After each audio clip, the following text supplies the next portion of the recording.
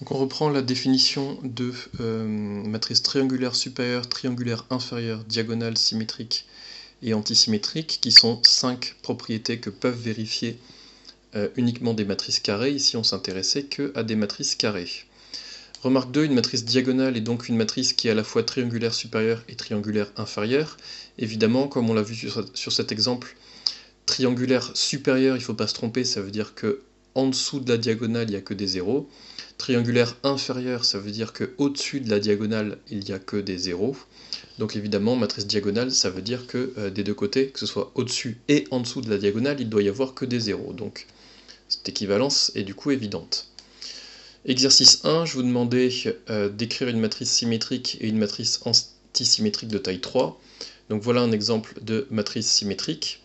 Donc on doit avoir quoi? Je vous remontre ça, on doit avoir AIJ qui est égal à AJI. Sur la diagonale, ça donne aucune. Cette demande est nulle, puisque on doit avoir A11 qui est égal à A11, A22 qui est égal à A22 et A33 égale à A33. Donc cette contrainte, ce n'est pas une contrainte. Par contre, pour les coefficients qui ne sont pas sur la diagonale, donc on doit avoir ça, ce coefficient-là, il s'appelle A21, il doit être égal à A12. On doit avoir ce coefficient, il s'appelle A31, il doit être égal à A13. Et on doit avoir A32 qui est égal à A23. Donc cette matrice vérifie bien tout ça, donc elle est symétrique.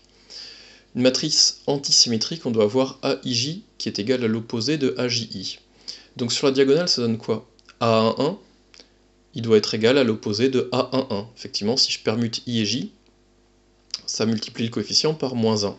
Donc A11 doit être égal à moins A11. Et évidemment, si on fait tout passer du même côté, ça donne que 2A1 est nul, et donc que A1 est nul. Pareil évidemment pour A22 et A33, donc vous comprenez bien qu'une matrice antisymétrique a forcément que des zéros sur la diagonale.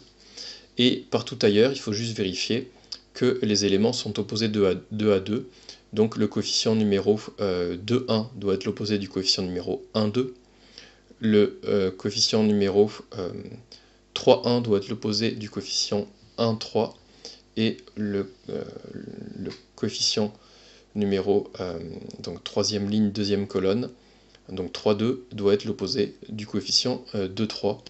C'est bien le cas aussi, 0, c'est bien l'opposé de 0. Donc cette matrice est bien antisymétrique, donc vous voyez, il ne faut pas se tromper, sur la diagonale, il n'y a forcément que des zéros pour une matrice antisymétrique. Donc vous voyez qu'en fait, et on reviendra là-dessus plus tard, il y a plus de contraintes sur une matrice antisymétrique, parce que d'une part, on a besoin de relations d'égalité pour les coefficients qui ne sont pas sur la diagonale, mais en plus, on doit avoir que des zéros sur la diagonale, alors que ici, pour les matrices symétriques, on n'a aucune contrainte sur la diagonale. Notation, MNP de K désigne l'ensemble des matrices de taille n fois P à coefficient dans K, donc ça veut dire matrice à n lignes et P colonnes, donc c'est l'ensemble des matrices à n lignes et P colonnes. Ici on précise le corps sur lequel on travaille pour dire à quel corps appartiennent les coefficients de la matrice. Mn de K, quand on répète pas deux fois l'entier, ça veut dire qu'en fait les deux entiers sont égaux, le numéro de ligne et le numéro de colonne sont égaux, d'accord? Donc Mn de K, rigoureusement, ça veut dire MNN de K, sauf que cette écriture-là, on ne l'utilisera pas. Donc Mn de K, c'est l'ensemble des matrices carrées de taille n. Définition 4, la matrice de taille n fois P dont tous les coefficients sont nuls est appelée la matrice nulle de taille n fois P, et on la note comme ceci, ou tout simplement 0. Évidemment, vous comprenez bien que tout simplement dire la matrice nulle, c'est un peu ambigu, parce que des matrices nulles, on peut en écrire de n'importe quelle taille. Est-ce que c'est la matrice nulle de taille 3 x 3, ou de taille 5 x 2, ou de taille 2 x 5, enfin on ne sait pas trop. La matrice diagonale de taille n dont tous les coefficients diagonaux sont égaux à 1 est appelée la matrice unité, ou la matrice identité de taille n, on la note IN, donc je n'ai pas besoin de donner d'exemple sur ce que ça veut dire. Déjà si je parle de matrice diagonale, ça veut dire que c'est une matrice carrée, ça veut dire qu'en dehors de la diagonale, il n'y a que des zéros, et donc on demande à ce que sur la diagonale, il n'y ait que des 1. Donc d'ailleurs, c'est une matrice pour laquelle tous les coefficients diagonaux sont égaux, une matrice diagonale dont tous les coefficients sont égaux, on avait dit ici que c'était une matrice scalaire.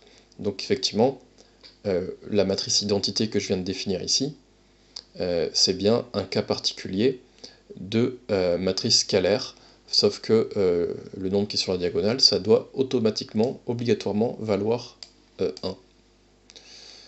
Structure d'espace vectoriel, donc là vous allez voir effectivement que le fait de s'être un petit peu fatigué à donner une définition d'une matrice un peu plus complexe que simplement c'est un tableau de nombres, à savoir voir une matrice comme une application de 1n fois 1p à valeur dans K, va nous aider grandement pour étudier la structure d'espace vectoriel, parce que la bonne nouvelle, c'est que MNP de K, l'ensemble des matrices, est un K espace vectoriel. Rappel, si X est un ensemble quelconque, aucune propriété nécessaire. Ici, l'ensemble f de xk muni de l'addition des applications et de la multiplication par des scalaires est un K espace vectoriel. Donc ici, ça marche avec X, un ensemble quelconque, et K, un corps. D'ailleurs, ça marcherait même si je prenais un K espace vectoriel à la place de K. Et donc, ici, ça tombe bien, puisque MNP de K, on l'a en fait défini comme l'ensemble des fonctions définies sur l'ensemble 1n fois 1p à valeur dans K. Donc, on obtient automatiquement que ça, c'est un K espace vectoriel. L'addition, c'est quoi ?